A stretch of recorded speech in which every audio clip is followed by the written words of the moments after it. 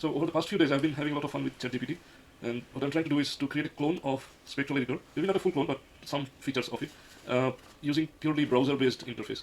So the original Spectral Editor is a desktop application, and it implements a number of features that I found missing in the usual IDEs and editors.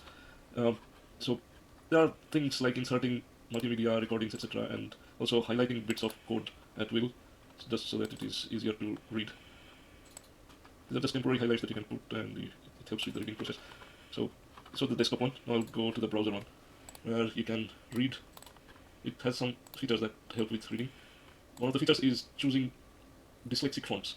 So while these fonts are designed for people with dyslexia, but I think in my experience it helps people without dyslexia, so it just makes things easier to read.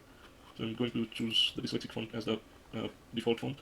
Also choosing a soothing background, and also choosing the half bold font, which changes each word's typeface so that the first part of each word is bolder than the remaining part. And with this setting, apparently reading becomes easier than a flat wall of text. You can give it a go. So what you see is what you get type of interface. You can just add pictures and videos and such here. So I'll just copy a picture of the creature about which that article is writing some experiments. So I'll copy this image and I'll paste it here. So it becomes a part of this text. Right. Now I'll show you some features that are typically useful while reading code. So things like bracket matching, brace matching. So that I'll press the keys that perform the matching. You can see that I put the cursor here, and when I press Alt M, it matches the corresponding closing parenthesis. And it works for any type of brace or bracket. Of course, these highlighting features are there. There are many commands that are implemented, but not all of the Spectral commands. Spectral has about 500 or so commands now. But I've implemented some in JavaScript, and you can invoke them by just pressing Control Q, which shows a prompt. So WC is a command that gives you the word count, and the word count is written here. You can also reflow the text by typing Control Q, and that reflows this text. And you can add notes. You can embed videos and such. So I'll show you an example of embedding a video. So you know how you can embed using the share feature of YouTube. It allows you to copy a bit of HTML that allows you to embed videos. So in any text you could choose a place, and you can press Ctrl I for insert, and then paste the video embedding code, and that embeds the video into your file. You can add audio recordings. I'll show you an example. So press Ctrl L, which is the hotkey for it. So anything I say now is recorded, and I can play it back using this little glyph that got Ctrl L, which is the hotkey for it. So anything I say now is recorded, and so that was that. And you can add notes. A note is something that saves the real estate of the editor.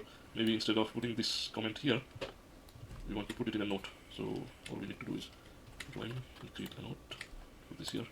So this little button you can press anytime to edit the note or read the note.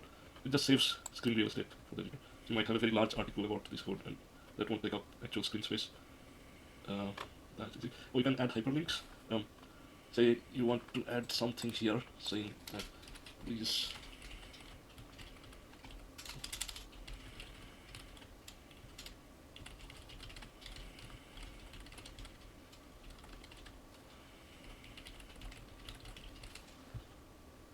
and maybe you want to point to this method and press this to set it as the target of your link, and then you can just set this as the link, so anyone who presses here will be pointed directly to this place.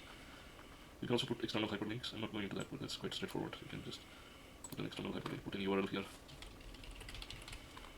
and it will point to there. What else? The usual rich text features are there. This word facing, underlining. Oh, and you can also use these highlighters. So these highlighters you can use by selecting first and clicking the highlighter, or you could click on the highlighter and then your mouse becomes a highlighter, and now you can just highlight wherever you want to highlight. Something that you expect. You can change the highlighter. So all this was done just using ChatGPT prompts. I have not written any of the code behind these features by hand.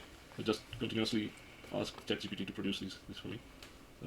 So all these glyphs that you're adding, these are just like any text. You can just go and delete them by pressing backspace or pressing delete. Yeah. Same with images, video embeddings, and everything. So that concludes my demo.